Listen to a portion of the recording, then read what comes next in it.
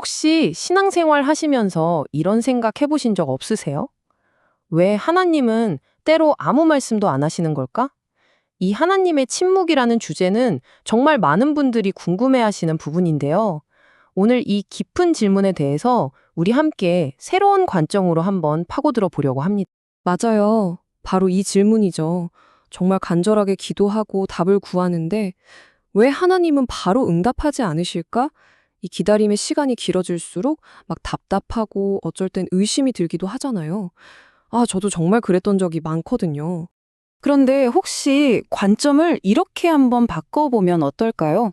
하나님이 늦으시는 게 아니다. 어쩌면 우리가 아직 들을 준비가 안 된 거다.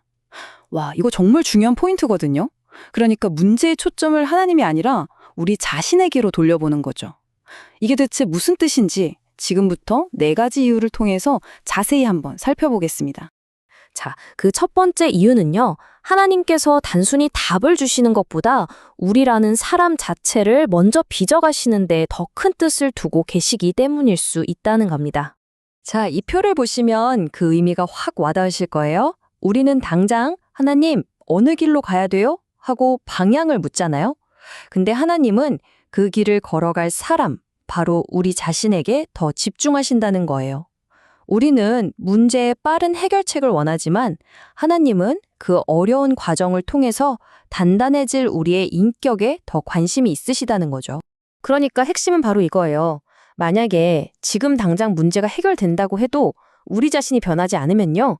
결국 비슷한 문제는 다른 모습으로 또 찾아오게 돼 있거든요. 그래서 하나님은 외부 상황을 바꿔주시기 전에 그 상황을 넉넉히 감당할 수 있는 우리의 내면, 우리의 그릇이 먼저 준비되기를 기다리시는 겁니다. 자, 그리고 하나님의 침묵을 이해하는 두 번째 열쇠는 바로 순종이라는 단어에 있습니다.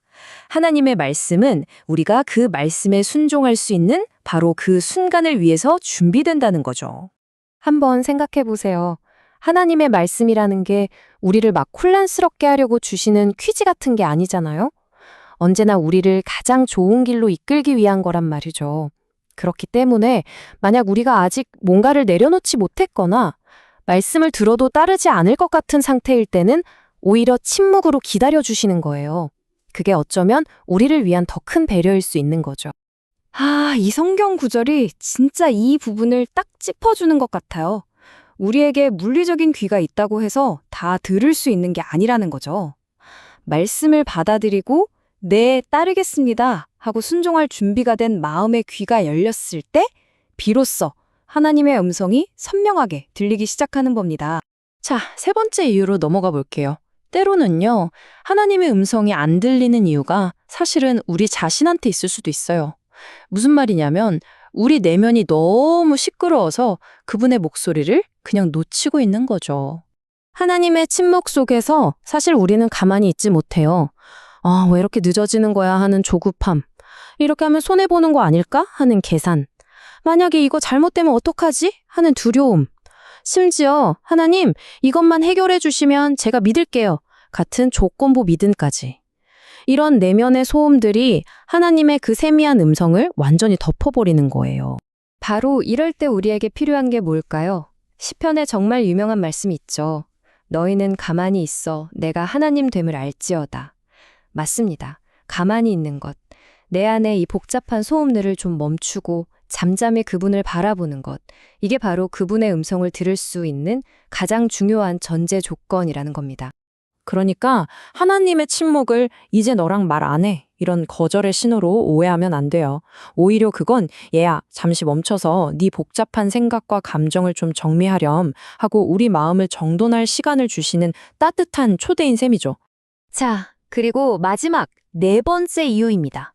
어쩌면 이게 가장 중요하고 또 가장 근본적인 이유일지도 모르겠습니다.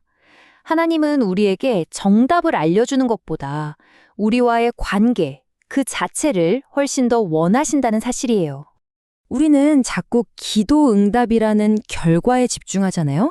근데 하나님은 그 응답을 기다리는 과정 속에서 우리와 더 깊은 관계를 맺고 싶어 하시는 거예요.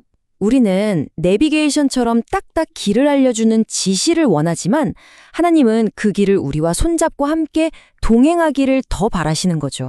이게 진짜 중요한 포인트 같아요. 응답이 늦어지는 그 시간, 그 침묵의 시간이야말로 우리가 하나님께 뭔가를 계속 요구하는 걸 넘어서 그냥 하나님과 함께 있는 법, 그분의 존재 자체를 누리는 법을 배우는 시간이라는 거예요. 그러니까 침묵의 시간은 관계를 더 깊게 만드는 아주 소중한 훈련의 시간이 되는 겁니다. 자, 지금까지 우리가 4가지 이유를 쭉 살펴봤잖아요. 이걸 다 모아보면 우리는 이제 하나님의 침묵 앞에서 완전히 새로운 기도를 드릴 수 있게 됩니다. 예전에는 주님, 제발 좀 빨리 말씀해 주세요.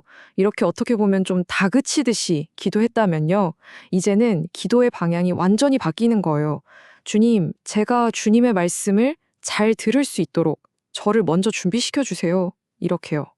문제의 중심을 하나님에게서 나 자신에게로 가져오는 정말 놀라운 관점의 전환이죠. 그리고 놀라운 건 우리가 이렇게 기도하기 시작할 때 우리 마음에 새로운 확신이 생긴다는 거예요. 아, 하나님의 침묵은 나를 빚어가시는 과정이구나. 그렇기 때문에 그분의 말씀은 가장 완벽하고 가장 정확한 그 순간에 반드시 나를 찾아올 거라는 믿음 말이죠. 그러니까요, 혹시 지금 하나님의 침묵 때문에 힘들어하고 계신 분이 있다면 이걸 꼭 기억하셨으면 좋겠습니다. 그 침묵은 거절이나 무관심이 절대 아닙니다. 오히려 더 깊은 관계로 나아가고 들을 귀를 준비하라는 하나님의 가장 깊고 따뜻한 초대입니다.